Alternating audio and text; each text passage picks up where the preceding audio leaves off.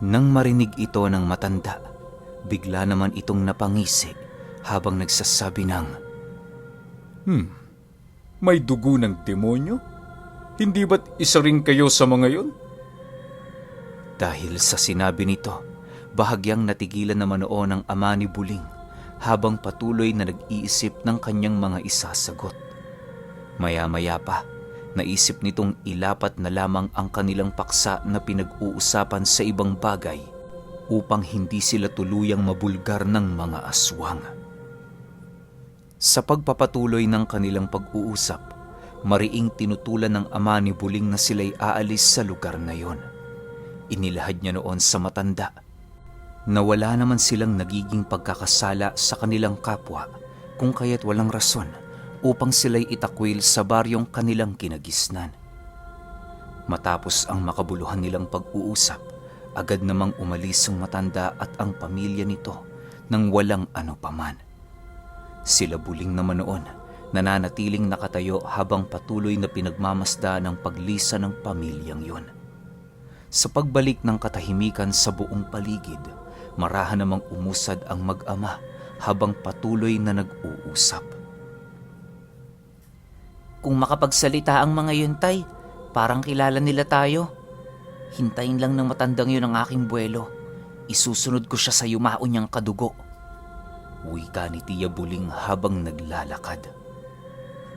Hayaan mo na muna sila, Buling. May binhi na tayong naitanim sa loob ng kanilang pamilya. Hindi maglalaon, usbong ito at magiging sanhi ng pagkawasak nila. Sa ngayon, pag-igihan mo ang pagbabantay sa aswang na yon. Kumalap ka ng kumalap ng mga impormasyon na maaaring makapagtukoy ng kanilang mga kahinaan at kinakatakutan. Wawasakin natin sila mula sa loob upang hindi nila tayo mapaghinalaan. Sagot naman ng kanyang ama. Matapos nilang mag-usap, agad naman nilang binagtas ang daan patungo sa kanilang tahanan ng walang kahit na anong binibili. Nawala na kasi noon ang kanilang kagustuhang makapamili ng uulamin at iba pang mga pagkain na bubusog sa kanilang mga sikmura sa mga susunod pang araw. Sa pagdating nila Tia Buling sa kanilang tahanan, agad naman niyang hinanap ang manika ng aswang upang pagmasda ng kasalukuyan nitong ginagawa.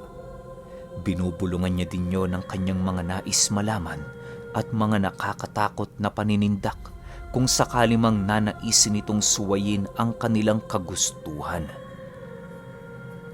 Sa pagkonekta ni Tia Buling ng wisyo ng aswang sa kanyang manika, walang pagdadalawang isip naman niya itong binulungan ukol sa nais ng kanyang ama na muli itong masilayan.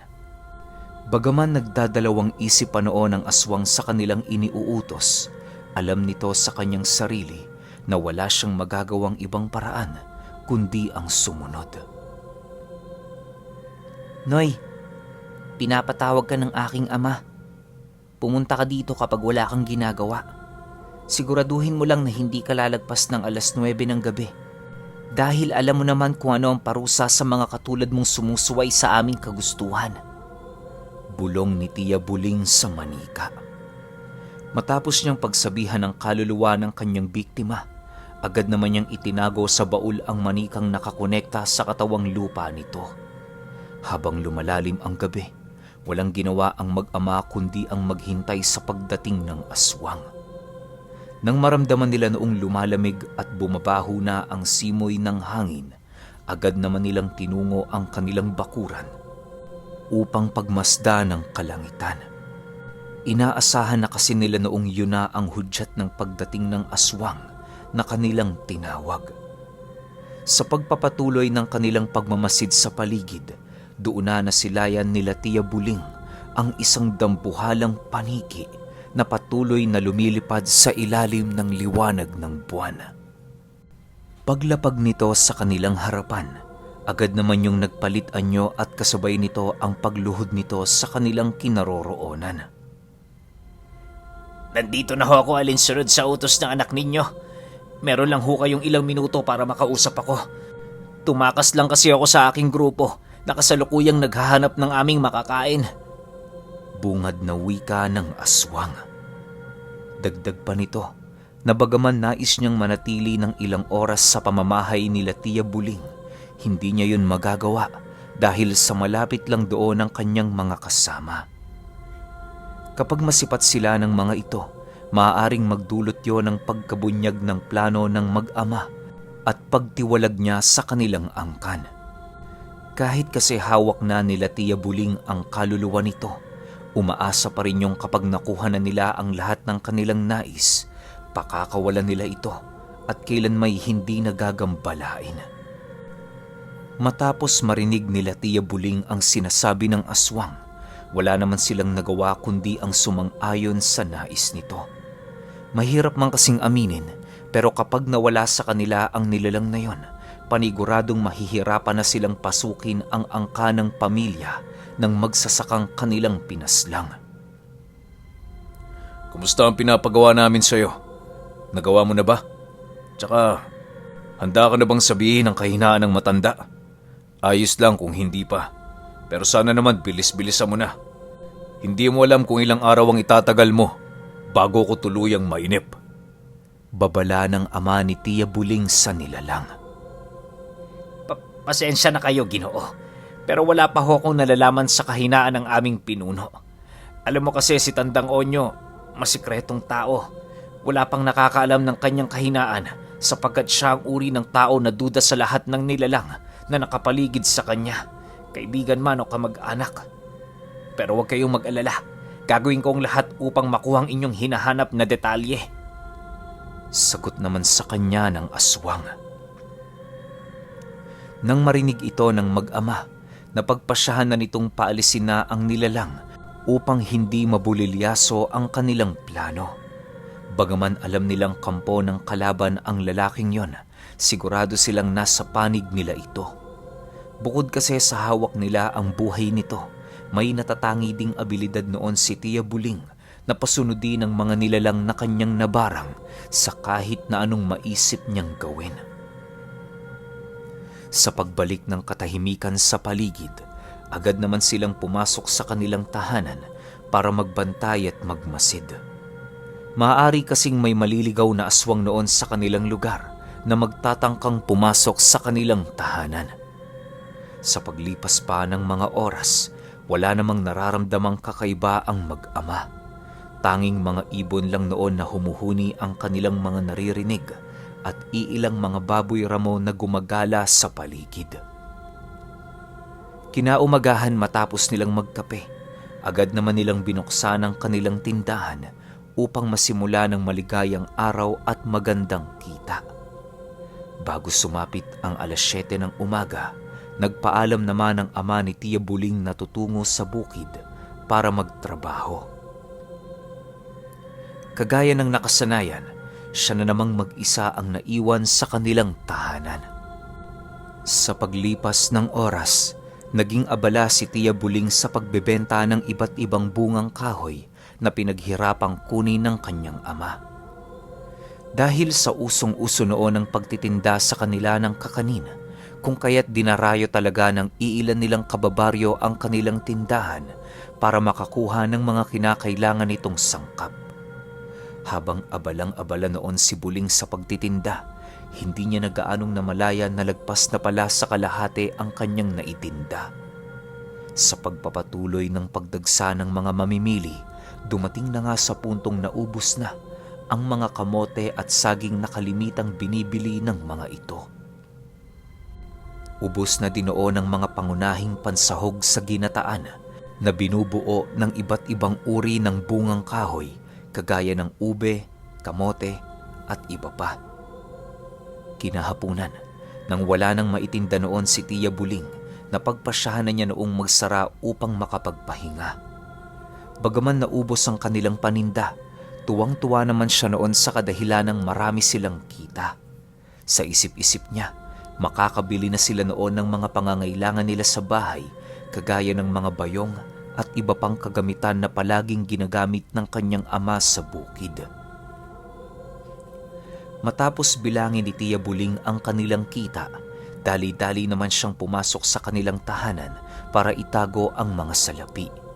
Sa muling paglabas niya noon sa bahay para mag-init ng tubig, nasipat niya ang padre de pamilya ng magsasakang kanilang pinatay na naghihintay sa pintuan ng labas ng kanilang bakuran. Nang magkatitigan sila nito, mahinahong nginitian naman yon ni Tia Buling habang nagsasabi ng, Wala ho dito si Itay, Manong. Nasa trabaho po siya. Ihabilin niyo na lang sa akin ang inyong pakay. Ako na ang magsasabi sa kanya. Ganun ba? Sige, maghihintay na lang ako. Ilang minuto lang naman siguro, pauwi na yun. May mga bagay kasi kaming kinakailangang pag-usapan na hindi pwedeng ipagpaliban. Sagot naman ng matanda. Nang marinig ito ni Tia Buling, wala na siyang nagawa kundi ito ay papasukin. Habang naglalakad siya papalapit sa pintuan ng kanilang bakuran, panay naman ang kanyang pagkubli sa presensya ng mambabarang na naninirahan sa kanyang katawan.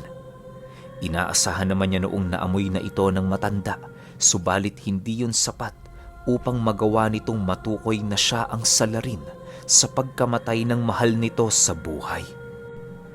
Habang naghihintay ang matandang yon sa kanilang bakuran, hindi naman ito pinansin ni Tia Buling, bagkus ay ipinagpatuloy na lamang niya ang mga bagay na kinakailangan niyang gawin. Sa pagdaan niya sa kinauupuan nito, inalok niya pa yon ng kape, subalit hindi siya nito pinaunlakan. Dahil sa ginawa nito, kung kaya't walang nagawa si Tia Buling, kundi ang magkape sa harapan ng matanda habang matyagang naghihintay sa kanyang ama. Manong, matanong ko lang, bakit ho galit na galit kayo sa aking Itay? Wala naman ho siyang ginagawang mali sa inyo Tsaka namumuhay lang ho kami dito ng payapa. Wala naman ho kaming inaapakang tao. Wika ni Tia Buling nang magkatitigan sila ng matanda. Hindi na mahalaga kung mabait ang ama mo o hindi. Siya yung pinaghihinalaan kong pumatay sa kadugo ko Ang dapat niyang gawin, patunayan niya sa aking hindi siya ang may gawa ng pangungulam na yon. Maniwala ka o hindi, iha, naamoy kong meron kayong dugo ng isang mangkukulam. Hindi ko lang ito gaanong nakukumpirma sapagkat may mga pangkubling nakaharang. Paliwanag naman sa kanya ng matanda. Matapos naman itong marinig ni Tia Buling, pansamantala muna siyang napatahimik sa kadahilan ng maigi niyang pinag-iisipan ang bawat kataga na lalabas sa kanyang bunganga. Alam niya kasi noon sa kanyang sarili, hindi siya maaaring magpakakampante sa pakikipag-usap doon sa matanda, gawa ng may mga pamamaraan ito upang malaman kung nagsisinungaling ang isang tao. Inaasahan na din noon ni Tia Buling na may kakayahan ng matandang yon na magbasa at manindak ng mga tao para lamang mapaamin ng mga ito. Sa pagpapatuloy ng kanilang pag-uusap, minabuti ng dalagang ibaling sa ibang paksa ang kanilang usapin. Tinrato niya bilang isang ordinaryo ang matandang yon nang sa gayoy magawa nitong mapagtanto na siya ay isang ordinaryong dalaga lamang na payapang namumuhay kasama ang kanyang ama. Ilang minuto pa ang lumipas, bigla naman silang natigilan sa kanilang pag-uusap nang masipat niya ang kanyang amang marahang naglalakad papalapit sa kanilang tahanan. Pagsilay doon ng matanda, agad naman yung tumayo at dahan-dahang naglakad papasalubong sa ama ni Tia Buling. Sinabihan na niya itong maghintay na lamang sa kanyang kinauupuan, subalit hindi siya nito pinakinggan. Maya-maya pa, nang magkaharap na ang dalawa, agad naman niya itong nilapitan at pinagsabihang iwasan ng anumang hindi pagkakaunawaan para makapag-usap sila ng maayos at payapa. Manong, umiiwas na ho ako. Pakiusap naman, tigilan mo na to. Hindi ako aamin sa mga paratang mo. Hindi naman ako may gawa ng bagay na yun Pasalamat ka nga. Hinahayaan lang kita sa kabila ng mga ginagawa mong hindi kaaya-aya sa aming mag-ama. Kalimutan na ho natin to. Tanggapin na lang ho natin ang mga bagay na hindi na natin maibabalik. Mahinahong wika ng ama ni Tia Buling. Nang marinig ito ng matanda, mas lalong nandilim ang paningin nito dahil sa galit. Habang pinagmamasdan yon ni Tia Buling, kitang-kita niya sa pagmumukha nito ang labis na pagpipigil. Maya-maya pa, bigla namang tumitig yon sa kanyang ama na nanlilisik ang mga mata habang nagsasabi ng, Hindi ako pinanganak kahapon. Akala mo ba hindi ko alam? Kailan may hindi mo maitatago sa akin ang pagtatangan mo ng isang dugo ng mangkukulam? Huwag mo akong lokohin, iho. Hindi uubra sa akin yan. Ngayong mas lalo mo pang pinag-iinit ang dugo ko. Pasensyahan na lang talaga tayo. Matapos nitong makapagsalita, agad naman yung naglakad papalabas ng kanilang tahanan habang nag-aangil. Pagdaan nito sa harapan ng ama ni Tia Buling, bahagya naman itong nang bangga na parabang naghahamon ng isang laban. Dahil sa pangyayari, labis-labis naman ang pagpapasensya ng kanyang ama upang hindi na mas lalong lumalim ang galit sa kanila ng matandang aswang. Nang tuluyan na itong makalayo sa kanilang tahanan, agad naman siyang nilapitan ng kanyang ama para tanungin. Buling, anong sinabi sa iyo ng matandang yon? Tanong ng kanyang ama habang marahan silang naglalakad papasok sa kanilang bahay. Nang marinig ni Tia Buling ang tanong nito, agad naman niyang inilahad ng walang pagdadalawang isip ang lahat ng sinabi ng matanda sa kanya. Matapos itong mapag-alaman ng kanyang ama, halos inabutan din yon ng ilang minuto na hindi nakapagsalita dahil sa labis na pagkagulat. Hindi kasi nito inaasahan noon na porsigido pala ang matanda sa kanila na malaman ang buong katotohanan. Ilang ulit na din itong sinabihan ni Tia Buling na mali ang kanyang paratang, subalit sa kasamaang palad, hindi sa kanya nakikinig ang matanda. Maya-maya pa, nagpasya naman noon ang kanyang ama na isagawa na ang kanilang plano upang tapusin ang alitan sa pagitan nila at ng angka ng mga aswang. Alam ng ama ni Tia Buling kung gaano kapanganib ang pasyang yon, pero wala na silang pagpipilian. Bago magtapos ang kanilang pag-uusap, inilahad sa kanya ng kanyang ama ang mga bagay na kinakailangan niyang gawin. Napakalaki ng tulong na maibibigay noon ni Tia Buling, gawa ng dalubhasa na siya sa paggamit ng pinag-isang abilidad ng kulam at barang. Buling, humanda ka. Mukhang kailangan mo na yatang patayin ang aswang na nasa ilalim ng iyong pamamahala. Bago mo siya tuluyang kitila ng buhay, siguraduhin mong lilikha siya ng isang kaganapan sa kanilang lugar. Kung makakaya mo lang din namang gumawa ng isang malaking gulo, gawin mo ito ng walang pagdadalawang isip. Wika ng kanyang ama habang seryoso itong nakatitig sa kanya. Sa wakas, Buling, dumating na ang pinakahinihintay kong pagkakataon. Makakapatay na tayo. Magiging masaya to. Wika ng kanyang gabay sa kanyang isipan. Nang marinig ni Tia Buling ang sinabi nito, maigi naman niyang pinag-isipan ang kanyang gagawin upang makabuo siya ng isang konkretong plano. Maya-maya pa, bigla namang tumingin si Tia Buling sa kanyang ama habang sumasagot ng, "Sige tay, gagawin ko yan bukas. Mas mainam ho sigurong wag na muna kayong magsaka. Pagtuunan muna natin ng pansin ng sigalot na ating kinakaharap."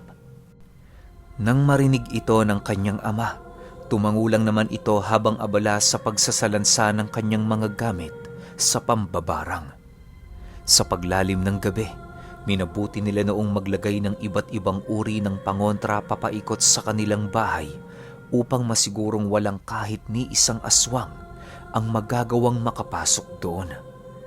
Magiging madali lang kasi noon sa nilalang napasukin ang kanilang tahanan gawa ng hindi nila yon napabendisyonan. Ilang oras pa ang lumipas, natapos na nga ang ama ni Tia Buling ang lahat ng paghahanda nitong ginawa. Nang akmang babalik na sila sa kanilang higaan, bigla naman sila noong natigilan nang makarinig sila ng mahihinang pagsitakbuhan ng mga nilalang sa buong paligid. Paglanghap nila ng isang napakabahong amoy sa loob ng bahay, doon nila napagtanto na may mga aswang na malapit. Dahil sa pangyayaring yon, agad naman siyang inutusan ng kanyang ama na bumalik sa kanyang silid at ihanda ang mga insekto sa pambabarang upang malabanan ang mga aswang na naghahangad ng kanilang pagkawasak. Ang ginawa naman noon ng kanyang ama, pasimpleng tumungo sa kanilang kusina para kunin ang kanilang nag-iisang itak upang magsilbing pandepensa. Habang nasa kasagsagan ng pagsasagawa ng ritual noon si Tia Buling, panay naman ang kanyang pagrinig ng mga pagbato sa dingding ng kanilang bahay. Kung hindi siya nagkakamali, mga putik ang ibinabato ng mga ito na para bang nais sila nitong tabunan. Bagaman yon ang kauna-unahan niyang gumamit ng lihim na karunungan sa kanilang mga kalaban, halos hindi niya maipagkakaila ang lubos na takot at kaba na kanyang nadarama. Iniisip kasi noon ni Tia Buling, maaari silang mamatay kung hindi niya maisasagawa ng maayos ang kanyang ritual. Buling, huwag kang kabahan. Isipin mong pagsasanay lang ito. Pag-igihan mo ang pagtuon ng wisyo sa iyong aral nang sa gayoy hindi ka nito balikan. Tandaan mo, para sa sitwasyong ito ang ginawa mong pagsasanay. Wika ng kanyang ama paglapit nito sa kanyang silid. Nang marinig ni Tia Buling ang sinabi nito, bigla namang lumitaw sa kanyang tabi ang kanyang gabay na siyang naging sanhi upang pansamantalang matigil ang mga pangyayaring nagaganap sa labas ng kanilang bahay. Animoy ang mga aswang noon na umaaligid sa kanila ay biglang natigilan, gawa ng naramdaman nila ang hindi pangkaraniwang presensya na tinatangan ng gabay ni Tia Buling. Sige na, Buling, gawin mo na. Ikalat mo na sa hangin ang mga insektong binabalot ng aking kapangyarihan.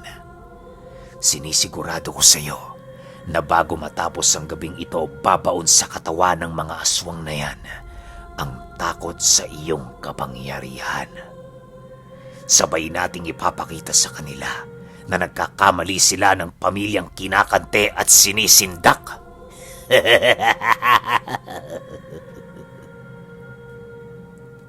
Wika ng kanyang gabay sa kanyang isipan.